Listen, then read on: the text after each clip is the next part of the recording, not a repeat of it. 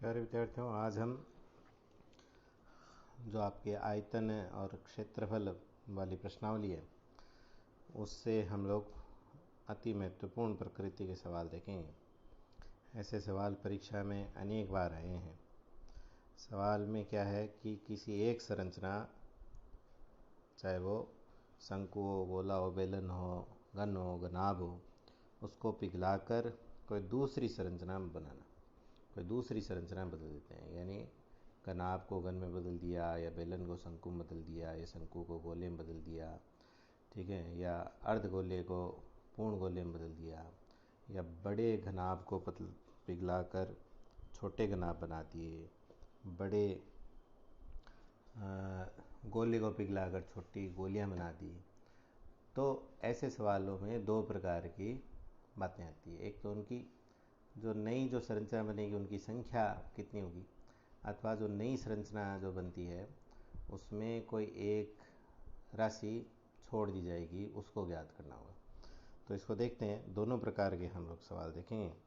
तो पहले प्रकृति के सवाल को हम लोग देखते हैं।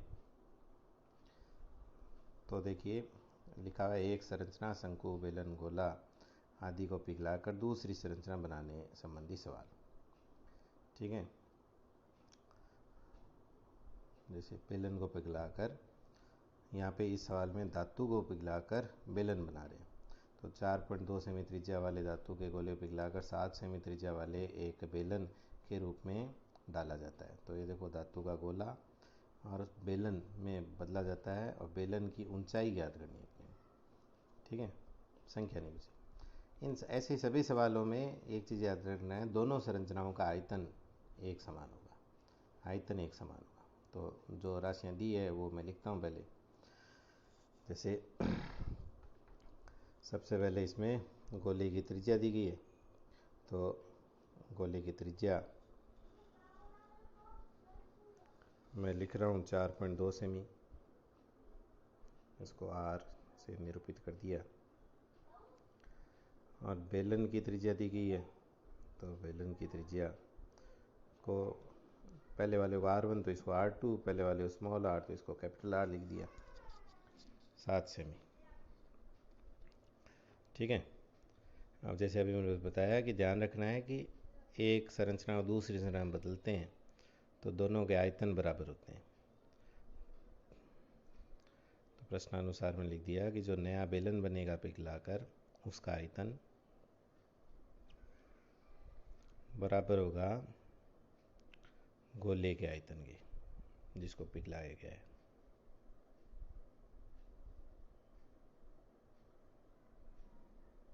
ठीक है, अब दोनों के सूत्र लिख देता हूं मैं। बेलन का आयतन का सूत्र पाई आर स्क्वायर एच। अब इसको कैपिटल आर हमने माना था इसलिए कैपिटल आर लिखा है। गोले का आयतन 4/3 पाई आर क्यूब। अपने को ऊंचाई ज्ञात नहीं है बेलन की, तो उस एच को छोड़कर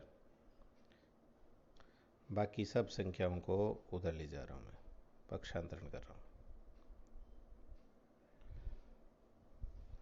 तो ये गुणा में है पाई आर स्क्वायर, ये बट्टे में आ जाएंगे। पाई से पाई कट गया। एच बराबर 4 आर स्मॉल आर, यानी गोले का त्रिज्या 4.2 सेमी है, घात 3 है इसलिए इसको 3 बार लिख रहा हूँ। 4.2 गुणा 4.2 गुणा 4.2, 3 बार था इसलिए 3 बार। ऐसे ही नीचे बचा है 3, तो 3 का 3 लिख दिया। आर स्क्वायर, कैपिटल आर का मान 7 सेमी है, स्क्वायर है इसलिए 2 बार ही लिखेंगे, 2 बार लिख दिए। ठीक है, 7 से 42 बार 6 बार जाता है, 4.2 इसलिए 0.6 हो गया, ये भी 0.6 हो गया, और 3 दूनी 6 होता है तो ये हो गया 0.2। अब इसको गुणा करेंगे, उत्तर आ जाएगा। या एक बार ऐसे लिख लेते हैं, क्या क्या चीज़ें बची अपने पास, 4 गुणा 4.2 गुणा 0.6 गुणा 0.2, है ना। इनको गुणा कर लेते हैं। अब रफ में करना है पीछे की तरफ। अब आपको दिखाने के लिए मैं यही कर रहा हूँ।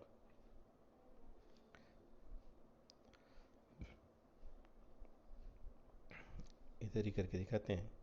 पहले इन दोनों गुणा करता हूँ, 0.6 गुणा 0.2 तो क्या 0.12। अब इन दोनों को गुणा करता हूँ, 4 गुणा 4.2, 4 दूनी 8, 4 चौक 16, 16.8। अब इन दोनों को गुणा कर देते हैं, 16.8 गुणा 0.12 तो 12 8 96, 9 हासिल की, 12 छक 72 और 9 81, 1 8 हासिल की, 12 एकम 12 और 8 20। 3 संख्याओं के बाद पॉइंट तो 2.016 सेंटीमीटर में इकाइयाँ थी, इसलिए 0.8। ये अपना सवाल हो गया।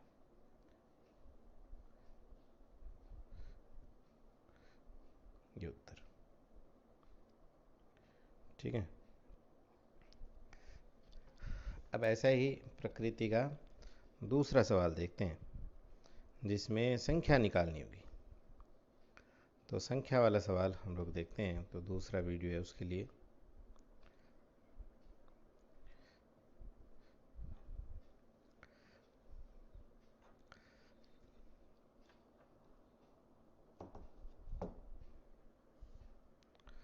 तो ये दूसरा वीडियो हम लोग देखते हैं।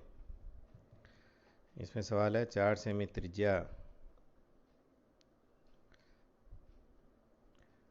व 10 सेमी ऊंचाई वाले बेलन को पिघलाकर 2 सेमी त्रिज्या के कितने गोले बनाए जा सकते हैं। कितने गोले बनाए जा सकते हैं। अब कितने गोले, अर्ध गोले बनाए जा सकते हैं ऐसे लिखा है। तो जब एक संरचना पिघलाकर दूसरी संरचना बनाते हैं और दूसरी संरचना की संख्या पूछते हैं, जैसे बेलन को पिघलाकर शंकु बना दिया, शंकुओं की संख्या पूछी, या घन को पिघलाकर घनाभ पिघला दिया, घनाभों की संख्या पूछी, तो उनमें याद रखना है कि बड़ी संरचना में छोटी संरचना का भाग देना है। जिसको पिघलाते हैं उसका आयतन ऊपर लिखेंगे, बट्टे में जो नई संरचना बनेगी उसके आयतन को नीचे लिखेंगे। और ऐसे सवालों में पूर्ण संख्या में उत्तर आता है। वो सभी राशियां कट जाती है, पूरे पूरे उत्तर आते हैं, पॉइंटों में कभी उत्तर नहीं आएंगे। तो देखते हैं, इसको हल करता हूं मैं।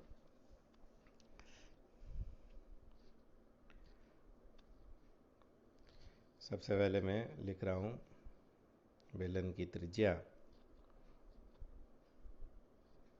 जो कि स्मॉल आर है, 4 सेमी। फिर बेलन की ऊंचाई, इसको स्मॉल एच से निरूपित कर रहे हैं, 10 सेमी दिया हुआ सवाल में।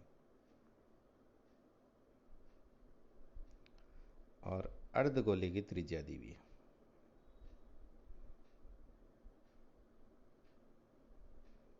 थोड़ा जूम करके देखते हैं। अब देखो, अर्धगोले की त्रिज्या 2 सेमी दी गई।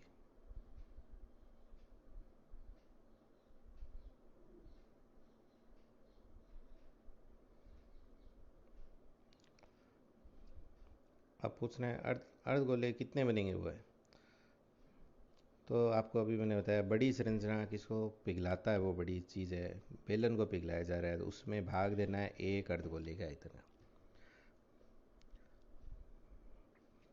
तो मैं लिखता हूँ अर्धगोलों की संख्या बराबर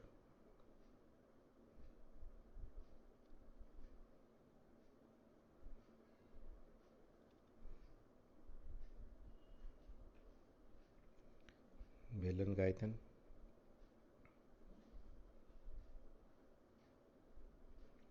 बड़ी चीज़ के आयतन में छोटी चीज़ का आयतन। बड़ी चीज़ उसको मानेंगे जिसको पिघला रहे हैं, जो नई चीज़ जो बन रही है जिसकी संख्या पूछी है वो बट्टे में आएगी, अर्धगोले का आयतन। उसका कारण भी वही है, ऊपर वाले सवाल में देखा वैसे दोनों के आयतन बराबर होंगे, इसलिए तो बराबर बेलन का आयतन पाई आर स्क्वायर एच। एक अर्धगोले का आयतन, अर्धगोले का आयतन हो गया 2/3 पाई आर क्यूब। आर को हमने वहाँ पे बड़ा लिखा था इसलिए बड़ा, पाई से पाई कट गए। आर स्क्वायर, आर का मान 4 था, स्क्वायर इसलिए 4 गुणा 4, और एच का मान 10 सेमी था इसलिए 10, बट्टे में बचा 2/3, आर क्यूब, कैपिटल आर का मान 2 सेमी था, क्यूब है इसलिए 3 बार लिख रहा हूँ, 2 गुणा 2 गुणा 2, बट्टे वाला 3, बट्टे के बट्टे में जो है वो राशि ऊपर चली जाएगी, तो ये हो गया 4 गुणा 4 गुणा 10 गुणा 3, बट्टे में 2 गुणा 2 गुणा 2 गुणा 2, 4 बार। तो 2 दूनी 4, 2 दूनी 4 से 1 4 कट गया, नीचे भी फिर से 2 दूनी 4 है, उनसे भी एक बार 4 कट गया, ऐसे मान सकते हैं 2 से 2 कट गया ऐसे। तो लास्ट में बचा सिर्फ 10 गुणा 3, 10 गुणा 3 30 होते हैं, ये उत्तर आ गया। पूरी पूरी संख्या आएगी उत्तर में, ये ध्यान रखना है, पॉइंटों में कभी नहीं आएगा, संख्या पूछे जाते हैं तब, ठीक है। तो ये सवाल आपका, इस प्रकार के जो सवाल है उनको आप हल करेंगे और मुझे विश्वास है आपको समझ में आया होगा। अध्ययन करते रहें घर में। धन्यवाद।